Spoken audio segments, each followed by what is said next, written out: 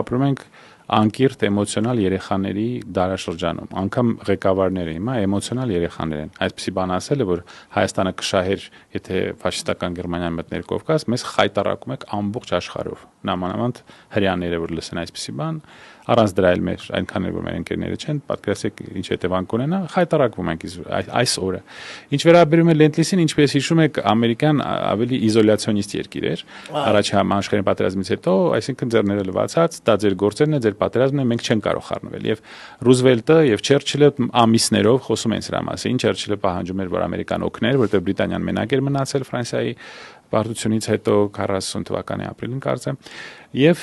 խնդրում էին, որ իրենց օգնեն, բայց Ամերիկայի հասարակությունը չէր ուզում մասնակցել այս պատերազմում եւ